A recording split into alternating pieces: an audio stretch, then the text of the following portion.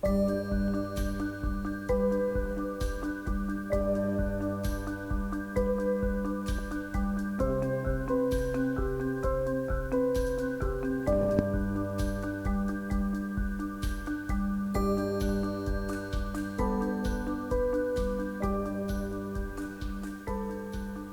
welcome back to Art Class with Miss Teresa. So today we're going to be exploring space, and we're going to be focusing on the sun, the earth, and the moon. And our art projects for the day are going to be these two. So we're going to be drawing what it would look like if we were inside the space station, or if we were observing from above, or if we were out in space reaching out toward the earth. Alrighty, but first I want to start with some song lyrics. And when I was a kid, I heard this song, I Don't Want to Live on the Moon. And I got a copy of the lyrics, and I want to read them to you because it's very much like a poem. Well, I'd like to visit the moon on a rocket ship high in the air. Yes, I'd like to visit the moon, but I don't think I'd like to live there. Though I'd like to look down at the earth from above, I would miss all the places and people I love. So although I might like it for one afternoon, I don't want to live on the moon. I'd like to travel under the sea. I could meet all the fish everywhere. Yes, I travel under the sea, but I don't think I'd like to live there. I might stay for a day there if I had my wish, but there's not much to do when your friends are all fish. And an oyster and clam aren't real family, so I don't want to live in the sea. I'd like to visit the jungle, hear the lions roar, go back in time and meet a dinosaur. There's so many strange places where I'd like to be, but none of them permanently. So if I should visit the moon, will I dance on a moonbeam, and then I'll make a wish on a star, and I'll wish I was home once again. Though I'd like to look down from the earth from above, I would miss all the places and people I love.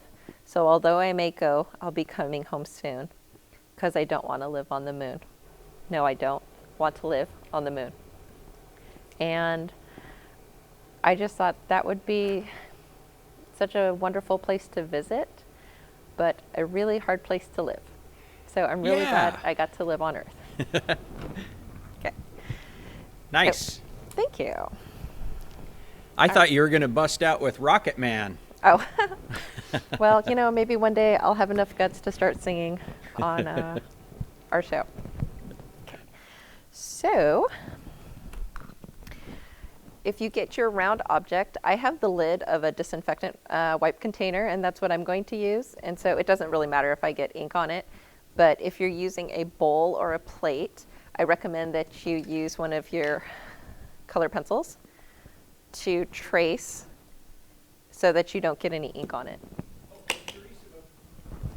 Sorry, my mic was off. Before you start, are you going to tell us about your cool NASA gear? Okay. Well, I have a full body NASA spacesuit, or it's more of a uniform. So this is something that astronauts might wear when they're not in their spacesuit. It's pretty easy to get into. It's very comfortable, has lots of pockets, and it looks also official. It actually is from NASA, and it has, like, if I was on a space station and I was representing the United States of America, I would have our flag here on my arm, and if somebody was from another country, they would also have their national flag on their uniform too. So it's a team effort for scientists to learn and research and discover things in space. Very cool. Yeah. So we're going to get started with, you can either put the circle fully on the page, or you can offset it so that it doesn't go all the way on the page. I'm going to go somewhere in between. And since it doesn't matter if I get black marker on this, I'm just going to go ahead and use my black pen. And then I'm going to make a glove. So just like one of our earlier episodes, going to trace my hand as if it was a mitten or a glove. Actually, mittens have one giant piece and a thumb. So that'd make it a little hard to grab things while you're out there in space. Okay, and so I'm going to make a cuff, which is this part of the uniform. And these suits are very special. So they keep you safe while you're exploring space, because like the Earth has layers of ozone that keep space radiation away from our atmosphere. And these suits are specially designed so that while you're out there in space, that you are safer. Okay, so I am going to do some detail lines just to show that it's not a completely flat surface. And you can decorate yours however you want. I am actually going to write the word NASA on it.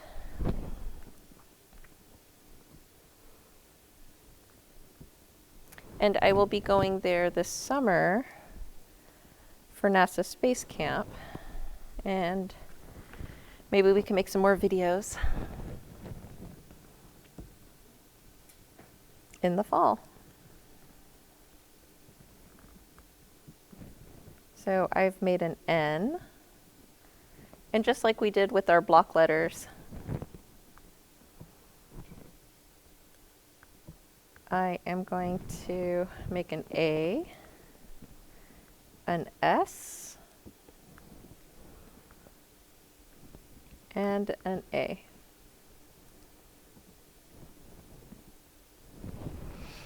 Alrighty. Okay. Miss Teresa, what does NASA stand for? Did you already tell our kids that? You know, that is a really good question. So it stands for National Aeronautics and Space Administration. So NASA is the department that does space research. We have satellites, we have the space station in orbit, and there's a fun science word, orbit, and we'll go back to that. And they develop different technologies that we use here on Earth. And we can go into that in a little bit. But one of the things that I thought was pretty amazing the last time I was there is the sheer size of their buildings, because some of the things that they store are rather large. And maybe we can find some, maybe we can find some pictures later. Okay, so we have our glove for our suit, and this can actually either be the moon or the Earth, depending on how you want to do it. So here I did the Earth, and I drew squiggly lines to represent the continents. They're not really accurate to what they look like. But I think that I might make this the moon. Now the moon has a whole series of circles, and there are so many of them. And one of the reasons is that we have around 180 craters here on Earth, and a crater is formed when an object hits the surface.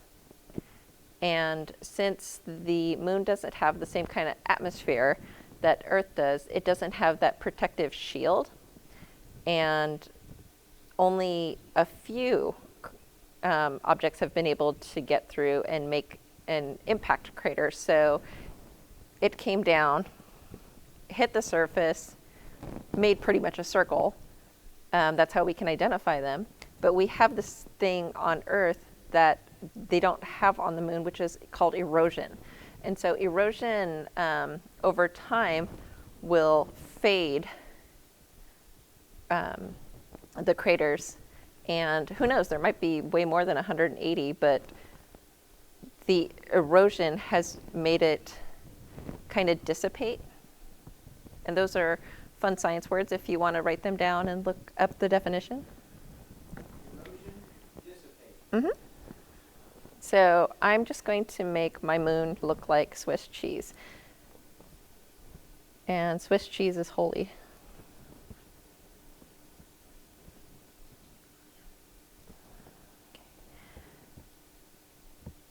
And when the astronauts first went into space and were able to step foot on the moon, the footprints are still there because they don't have that erosion level that we do here on Earth.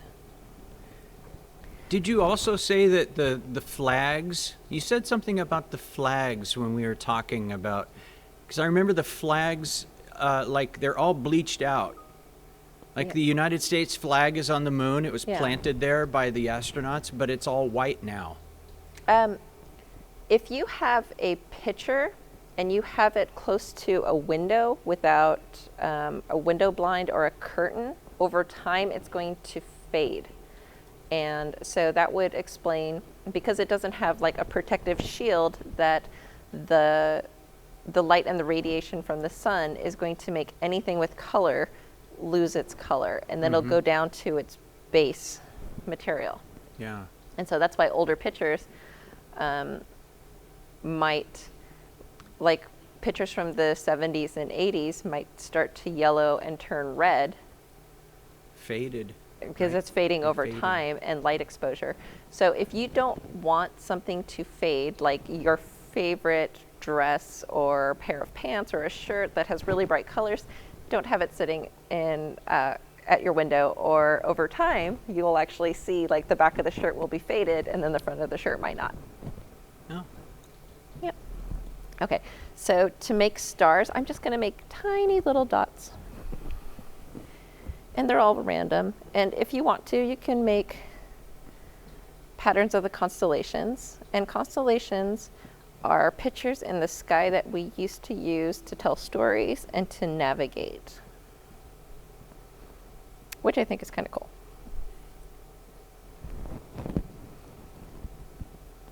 All right. So here is my drawing, and it's me reaching for the moon, which means that I am probably outside of the space station doing repairs, or maybe I'm ready to go out of the space station or ship, and this is a window. So it's all about perspective. Mm-hmm. And so there's no wrong way to do this. Traditionally, the suits have been white, but yours could be any color that you want to. The reason why they pick white is that if you wear something black, it absorbs heat.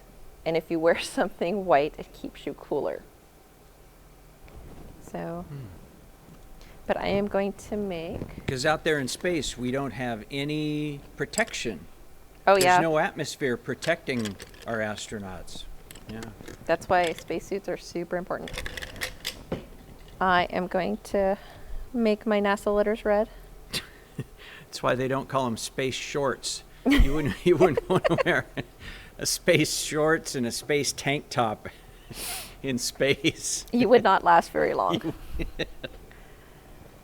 So, now one of the things that you can do is you can either color all of this black, or you can start with black paper, and then you can cut this out and either paste, tape, or glue it.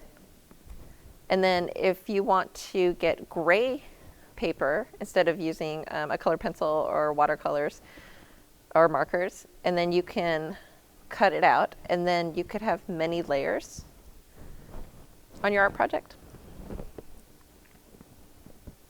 We are going to NASA in Florida, and it will be very, very, very hot when we go.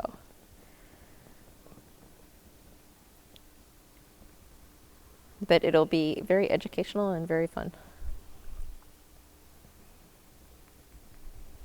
Do you have any questions, Mr. Kevin?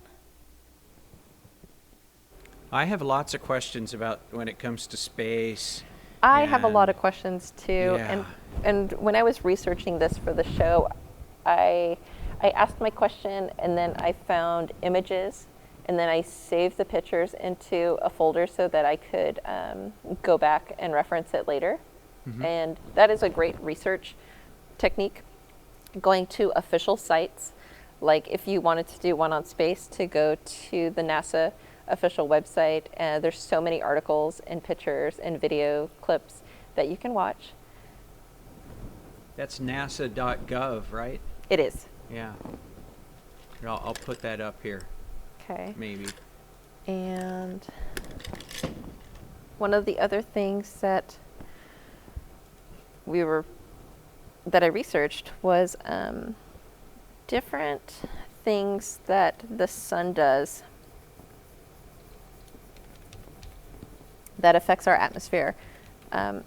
A while ago, I was able to take a picture, and this would actually be a great time to show that picture. Okay. And it had a halo effect on the sun. And so the sun is there in the middle, and it looks white. And then the outer ring is the halo effect. And so that big blue thing is what Mr. Kevin and I call the rock candy at the museum of Glass in Tacoma, which is amazing, and everybody should go there at least once. I believe you can actually even check out passes at your local library system. Oh. And they have like multi-person pass, but you might only be able to go once. They also, in the building, have an art area. So after you go and look at the glass exhibits, you can make your own art, and then you can bring that art home with you. Yeah, that's fun. Yeah. So that's what that big blue thing is. I took a picture of the sky, but that's the halo effect. And another thing that I thought was super, super cool was the Aurora Borealis. And that's something that Miss Teresa would love to see. I'd probably go to Alaska first to see it, and then Iceland when we're able to fly again. But that's a lot of miles and a lot of hours on planes. So, yeah, and the Aurora Borealis is radiation bouncing off the surface, and it causes all sorts of different colors to appear, but you're going to see a lot of greens and blues, and it looks very wavy. And I highly recommend looking up videos, and if you have access to a VR headset, it's a pretty cool experience to be able to just listen to some gentle music and watch the lights. It's almost as if nature is painting.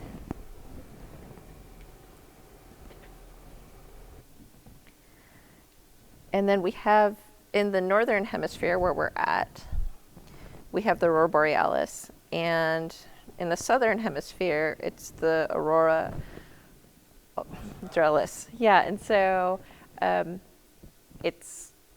Australia is down in the southern hemisphere. And so that's probably where they were getting that word, but I would definitely like to confirm that fact by doing research instead of just kind of assuming.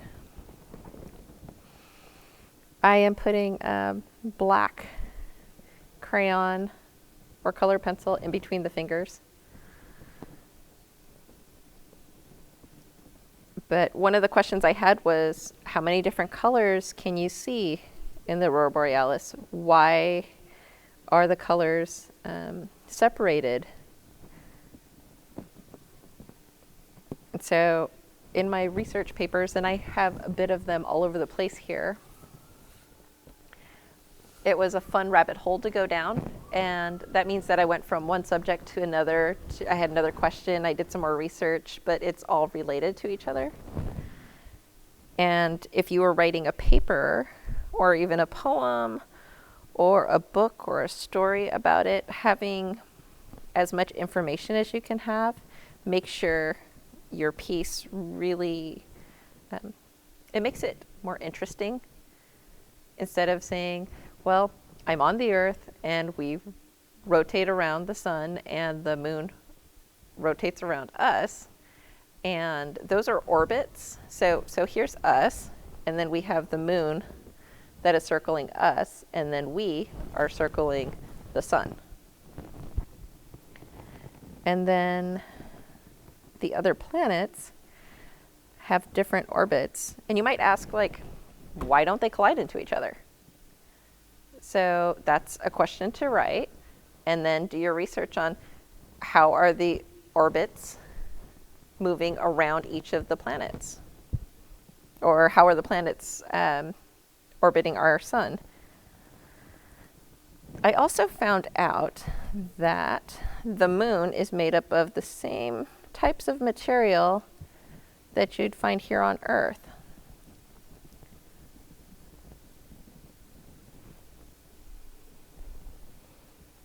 So that tells me that having the hypothesis that the moon used to be a chunk of the Earth, and after spiraling for a long time, created its own sphere. And so we're a large sphere, which is a large circle, and then it is a smaller sphere. And I found out that you can fit mass-wise 81 and a half moons inside Earth. That's pretty wild. I thought so too. Okay. So I don't have a whole lot of color going on in this one, but traditionally the moon is gray. If you want to color it any color you want to, that's fine. This is your art project.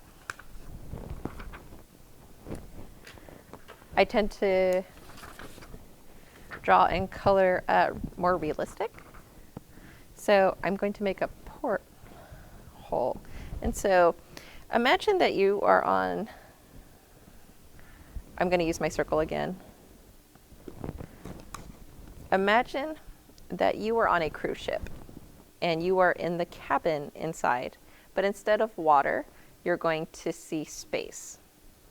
And the word posh actually comes from port out starboard home. So it would have been the best cabin inside of a cruise ship. Yeah. I like to know where words come from.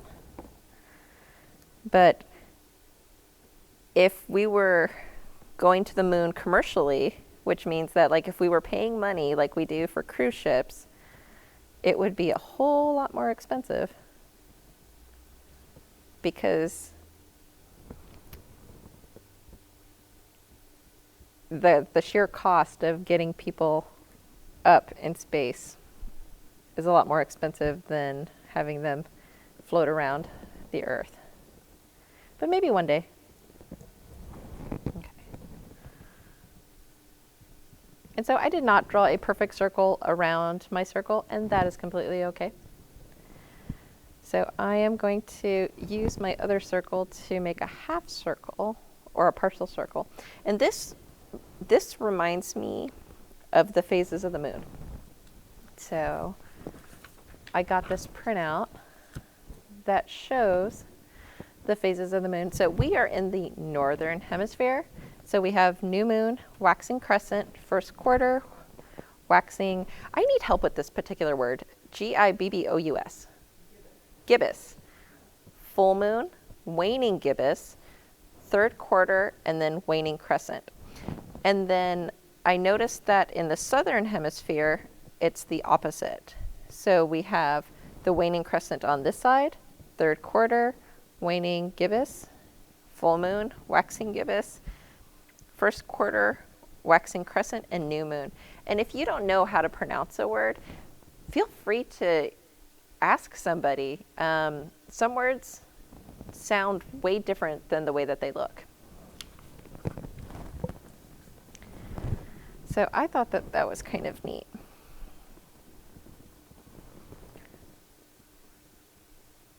Okay, so I'm going to do the same thing where I'm going to draw little circles, and those are going to be the stars in the background. And ships aren't like flat surfaces. They have a lot of electronic components. So you might have like a button here for some reason, or a toggle, or a switch. And so I like to just have random patterns of circles for buttons inside squares, and then squares inside rectangles. And one of the many questions that I asked the internet was, how do astronauts sleep? And they kind of get harnessed into what looks like a sleeping bag, and their arms might be floating in space as they're sleeping. I would probably have to have my arms tucked in, because it would be like being in a swimming pool in water, but being asleep. So I can't imagine that feeling, being comfortable, but who knows? Maybe you get used to it. But there were so many questions about living on a space station that I had, that I wrote down for later, that I could do later research to make any papers I write about it or programs that we do a little more interesting. You just made me think of a question. So if an astronaut on the space station has insomnia, would they be up all night? No, because there's no night or day. Is it always night? Yeah. Or Well, is it always day? I was thinking like how like in folklore, vampires can be out at night, but the light that's off of the moon is actually solar.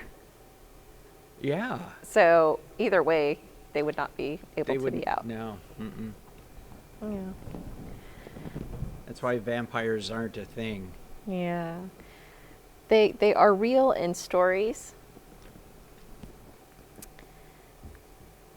But they might not be real in real life. But somebody had a dream a long time ago to be able for humans to go into space, and they made that a reality. And there's quite a few books and movies about it. And one of my favorites is Hidden Figures. I highly recommend it. So. Is that about the women who came up? They computed all the mathematics that Yep. was required to get astronauts to the moon and back safely, right? There's a lot of things that go into, not everybody's going to be the person who's going to be piloting a ship. Mm-hmm. They might need, no, they do need the brains, the science, the math, the art to get, and I say art because like you're drawing a lot, to figure out the trajectory, which is the pathway that you would go from one point to the other, of how to get your ship into space and around things. And so there were quite a few women where their jobs were doing math all day long to get these astronauts into space. And so they're very much heroes. And they should be on the same level as appreciation as somebody who got to walk on the moon. Because without them, that would have never happened. Mm-hmm. Yeah. So, but It's a cool control panel. thank you.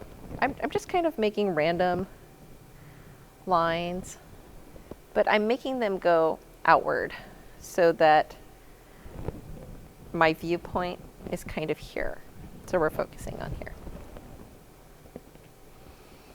And there have been quite a few people that have gone into space.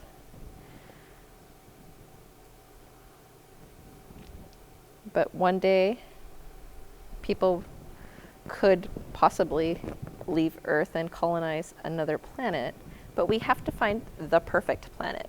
And it's called the Goldilocks Zone. So where we sit, we have the sun, and then we have a couple planets, and then we are the third rock from the sun. So we sit not too close, where it's super hot, and not too far away, where it would be too cold. So we have seasons. We have winter, spring, fall, and summer, and we have a lot of water that's drinkable, and then we have a lot of water that's not. And we have tidal waves, and we have life that supports other life. So we are kind of in this perfect area. And so if a scientist is researching out there looking for a planet that's similar to ours, that maybe one day we can travel to and live there too. But we definitely need to take care of the planet that we live on.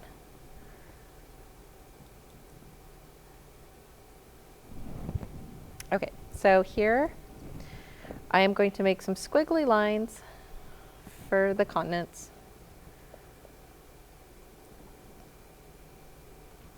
And then I'm going to make kind of these swirls, and that's going to represent clouds, cloud formation in our atmosphere. And we have this beautiful invisible protective layer. It's our ozone layer, and it actually has multiple levels. And we can go into that into another project. But right now, I just wanted to make sure that we had some clouds going on. Okay, so I am going to color my water blue. And who knows, on another planet it might be purple or green.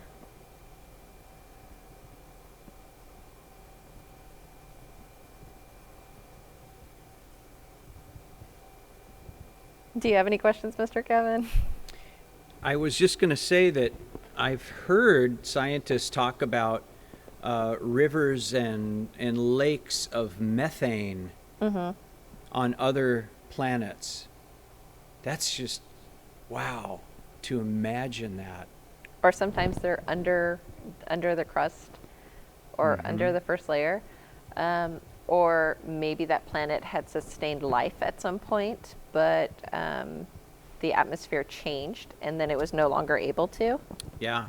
But what we need as humans is water.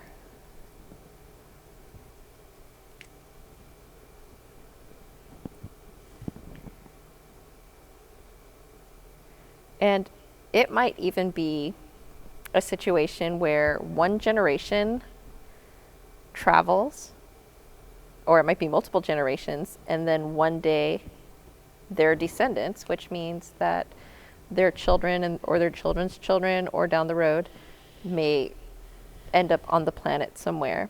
But it will take a long time to get there until we have the technology to figure out a shortcut. So, and we need dreamers to do that. We need people to come up with new ideas or work off of old ideas and elaborate on that to make it a reality. Because where we're at was once somebody's dream.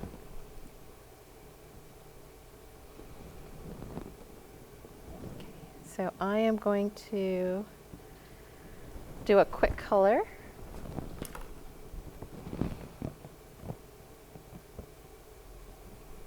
And the inside of your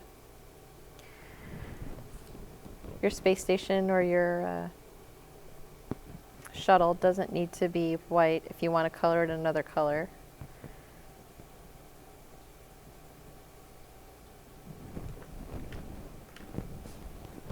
This was a really fun topic to research, and I had so many questions, and having questions is a wonderful thing because that means that there's so much more you can find out.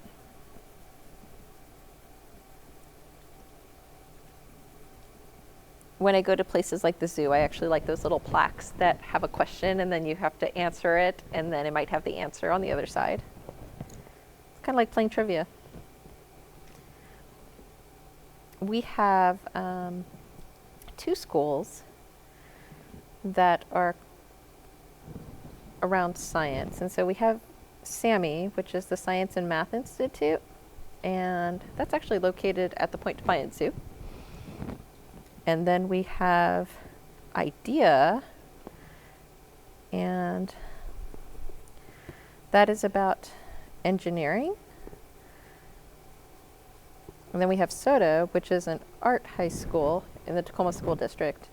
So you would test when you're in 8th grade, or you'd interview and to get in the process of possibly going to one of those schools. But it's a great opportunity for kiddos that are really interested in math, science, or specifically art. And not just scientists would be needed to inhabit another planet. We would need teachers. We would need botanists. We would need people who are experts in plants, and doctors, and there's a role for everybody to fill. So I think the more classes you take of the things that interest you, the better off you're going to be.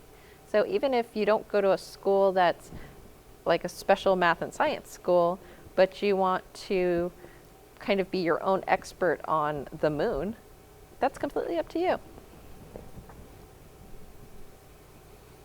So I am going to color this landmass. And the fun thing about the land is that when it separates, it looks like puzzle pieces, because at one point it was one giant piece. And that's another topic down the rabbit hole that we can go into later, about tectonic plates and volcanoes and our own Earth's crust.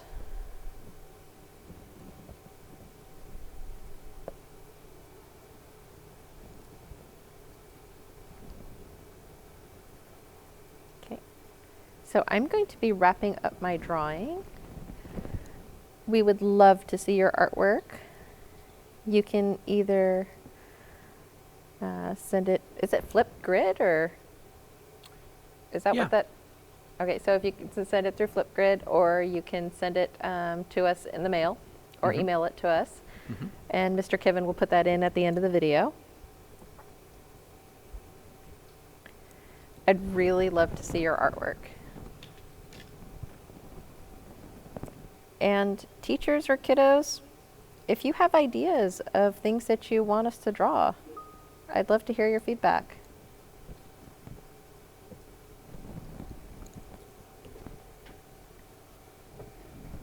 I'm going to have different colors for my different buttons because they're going to mean different things. It'd be really confusing if everything was all one solid color.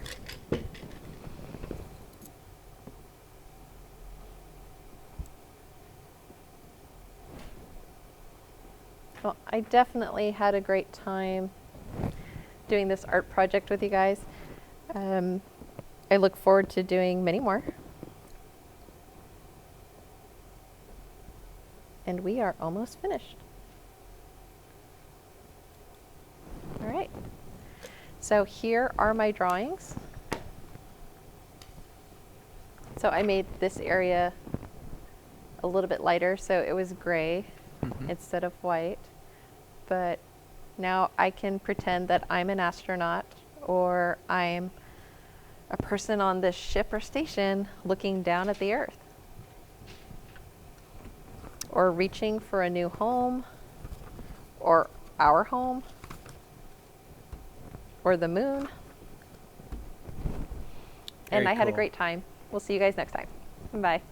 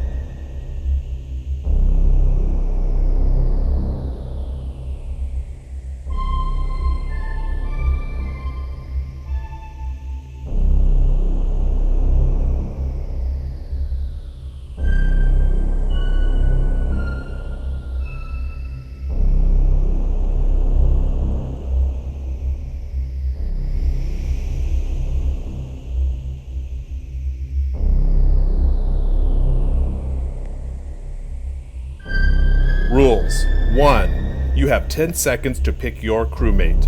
2. A new timer will appear with an exercise for the crewmate you picked. 3. You will get 10 points for each correct crewmate and exercise you choose. 4. If you pick the imposter, you will lose all your points. 5. See how many points you can get. Good luck.